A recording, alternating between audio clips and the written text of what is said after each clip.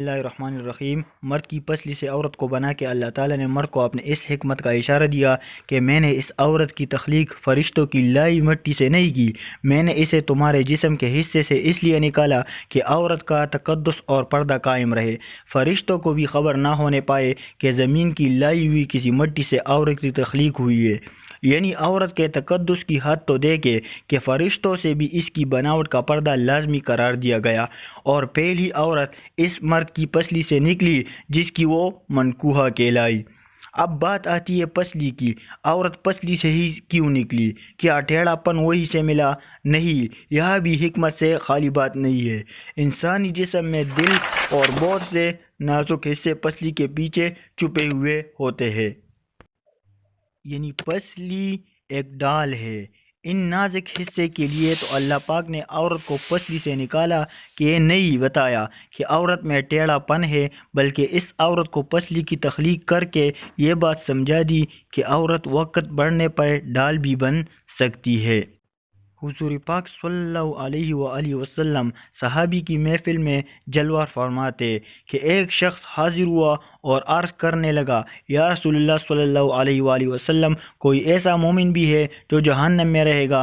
حضور پاک صلی اللہ علیہ وآلہ وسلم فرمانے لگے، ہاں، ایک شخص ایسا ہوگا جو جہنم کی گہرائی میں 1000 سال رہے گا اور مسلسل اونچی آواز میں پکارتا رہے گا، یا حنان یا منان۔ ایک دن اس قدر اونچی بلند آواز سے ہی یا حنان یا منان کہے گا کہ حضرت جبرائیل علیہ السلام جہنم کے قریب سے گزرتے ہوئے اسے سن لیں گے۔ حضرت جبرائیل علیہ السلام حیران ہوں گے کہ یہ کیسی عجیب بات ہے، کوئی مسلسل یا حنان یا منان پکار رہا ہے۔ حضرت جبرائیل علیہ السلام عرش کے سامنے حاضر ہوں گے اور سر سجدے میں رکھ کر خدا کی تسبیح بیان کریں گے۔ اللہ فرمائے گا، اے جبرائیل علیہ السلام سر اٹھاؤ۔ جیسے ہی حضرت جبرائیل علیہ السلام سر اٹھائے گا تو اللہ تعالیٰ فرمائے گا کہ بتاؤ جبرائیل علیہ السلام، کیا عجیب دیکھا، آج تم نے حضرت جبرائیل علیہ السلام عرض کریں گے، اے ہمارے رب، میں نے جہنم سے آتی ہوئی ایک آواز سنی ہے جو کہ گہرے گڑھے سے لگ رہی تھی، کوئی پکار رہا تھا یا حنان یا منان۔ اللہ فرمائے گا، اے جبرائیل علیہ السلام، جہنم کی دور کے مالک کے پاس جاؤ اور اسے کہو کہ جو بندہ یا حنان یا منان کے صدا لگا رہا ہے اسے جہنم سے نکال کر تمہارے حوالے کر دے، پھر اسے میرے پاس لے آؤ۔ حضرت جبرائیل علیہ السلام جہنم کے دروازے پر تشریف لے جائیں گے، دروازے پر دستک دیں گے، مالک باہر آئے گا، حضرت جبرائیل علیہ السلام انہیں اللہ پاک کا حکم سنائیں گے، حکم سن کر مالک جہنم کے اندر جائیں گے۔ حضرت محمد صلی اللہ علیہ وآلہ وسلم نے فرمایا، جیسے ماں اپنے بچے کو پہچانتی ہے، مالک ایسے جہنم کو پہچانتے ہیں، اس کے باوجود آپ یا حنان یا منان کہنے والے شخص کو تلاش نہیں کر پائیں گے۔ باہر تشریف لائیں گے، حضرت جبرائیل علیہ السلام سے عرض کریں گے، اے جبرائیل علیہ السلام، جہنم نے گہرا سانس لیا ہے، اس لیے کون سی چیز پتھر ہے، کون سی چیز لوہا ہے اور کون سی چیز انسان ہے، اس کی پہچان نہیں ہو رہی۔ حضرت جبرائیل علیہ السلام پھر اللہ کی بارگاہ میں سجدہ کریں گے، اللہ پاک ارشاد فرمائے گا، اے جبرائیل علیہ السلام سر اٹھاؤ، تم یا حنان یا منان کہنے والے کو کیوں نہیں لے آئے؟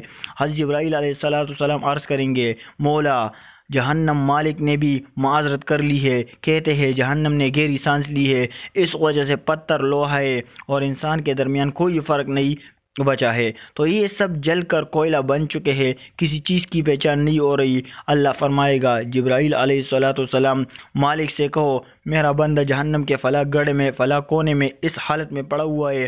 حضرت جبرائیل علیہ السلام جہنم کے دروازے پر جائیں گے اور حضرت مالک کو یا حنان یا منان پکارنے والے کا پتہ بتائیں گے۔ حضرت مالک جہنم کے اندر جائیں گے اور دیکھیں گے ایک شخص ہے، اس کے پاؤں اس کی پیشانی کے ساتھ اور اس کے ہاتھ گردن کے ساتھ بندھے ہوئے ہیں، اور جہنم کے سام بچھو اس کے ساتھ لیٹے ہوئے ہیں۔ حضرت مالک اس کی زنجیریں توڑ دیں گے اور جہنم سے نکال کر حضرت جبرائیل علیہ السلام کے حوالے کر دیں گے۔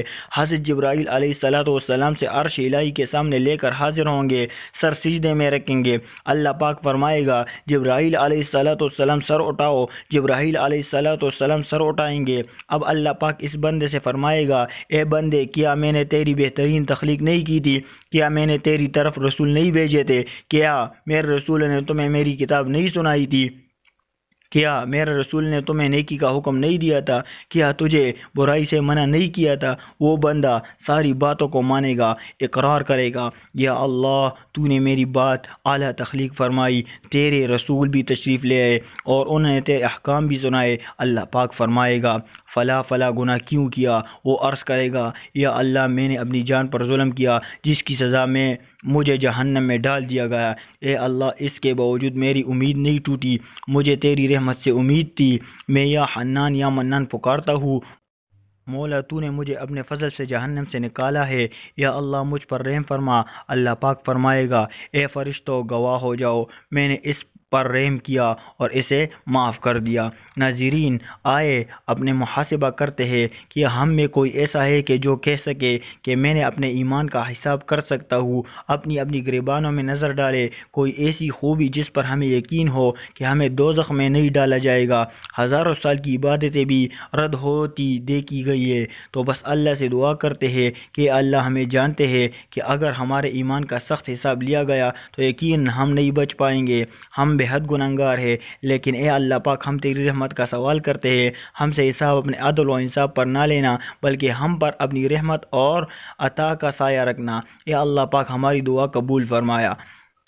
قیامت کے دن جب لوگوں کے ایمان کا حساب کتاب ہو رہا ہوگا تو کچھ لوگ ایسے ہوں گے جن کو اللہ تعالیٰ بغیر حساب کے جہنم میں بھیج دے گا۔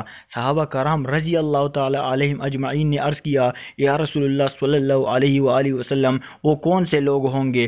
نبی کریم صلی اللہ علیہ وآلہ وسلم نے فرمایا یا ظالم حکمران، یا وہ تاجر جو جھوٹ بولتا ہو، وہ بوڑھا شخص جو زنا کرتا ہو۔ نبی کریم صلی اللہ علیہ وآلہ وسلم نے فرمایا جس شخص نے یہ تین عادتیں پائی جائے وہ جاہل ہے، جو سننے سے پہلے ہی جواب دینا شروع کر دیتا ہے، بات کو سمجھنے سے پہلے ہی جھگڑا شروع کر دیتا ہے، علم نہ رکھنے کے باوجود فیصلے شروع کر دیتا ہے۔ اللہ پاک ہم سب کو نیک عمل کرنے کی توفیق عطا فرمائے، آمین ثم آمین۔